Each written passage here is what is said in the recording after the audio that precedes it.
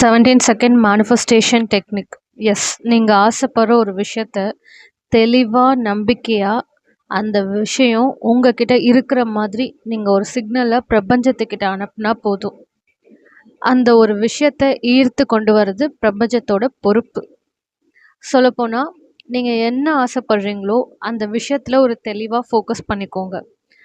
அந்த விஷயம் உங்களுக்கு வாழ்க்கையில் கிடைச்சா நீங்கள் எப்படிலாம் இருப்பீங்க, உங்களுக்கு எந்தெந்த தேவைகள் எல்லாமே பூர்த்தி ஆகும் அப்படின்றத ஒரு உணர்வு பூர்வமாக நீங்கள் அந்த விஷயத்துக்கு அது எல்லாமே உங்ககிட்ட இருக்கிற மாதிரி நீங்கள் உணர்ந்து செயல்பட்டால் மட்டும் போதும். மேனிஃபெஸ்டேஷன் ரெடியாக ஸ்டார்ட் ஆகிடும். இப்போது இந்த மேனிஃபெஸ்டேஷன் பண்ணுறதுக்கான வழிமுறை எப்படின்னு நான் சொல்கிறேன். ஃபர்ஸ்ட், ஒரு பீஸ்ஃபுல்லான ஒரு இடத்த தேர்ந்தெடுத்துக்கோங்க. அந்த இடத்துல உங்களை டிஸ்டர்ப் பண்ணுற மாதிரி எந்த விஷயமும் இல்லாத மாதிரி பார்த்துக்கோங்க.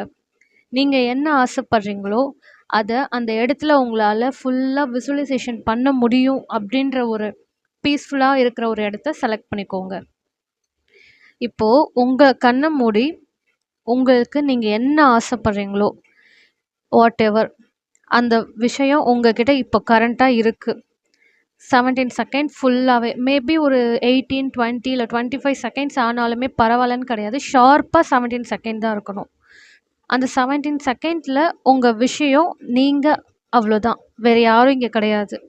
அந்த 2 விஷயந்தான் இப்போது நம்ம யூனிவர்ஸ் கிட்ட கனெக்ட் பண்ணி அனுப்ப போகிறோம். இந்த விஷயம் உங்ககிட்ட நடந்துட்டு இருக்குது, இப்படி தான் நீங்கள் திங்க் பண்ணணும்.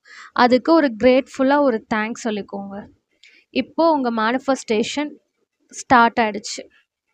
இதுக்கப்புறம் ஒரு டவுட், இல்லை நான் இது ஸ்ட்ரெஸ் பண்ணிப்பேன், எப்போ வரும் ஸ்ட்ரெஸ் பண்ணிப்பேன், அந்த மாதிரி எந்த விஷயமும் நீங்கள் அனுப்பக்கூடாது மென்டலி யூனிவர்ஸ்க்கு. ஸோ நீங்கள் மேனிஃபெஸ்ட் பண்ண ஸ்டார்ட் பண்ணிட்டீங்க. அந்த விஷயம் உங்ககிட்ட பிரபஞ்சத்துக்கிட்ட அனுப்பிச்சாச்சு. இதுக்கப்புறம் அது எப்படி க்ரியேட் பண்ணி கொண்டு வர்றது, அதை எந்தெந்த மாதிரி க்ரியேட் பண்ணுறதுன்ற வேலையெல்லாம் பிரபஞ்சம் பார்த்துக்கும்.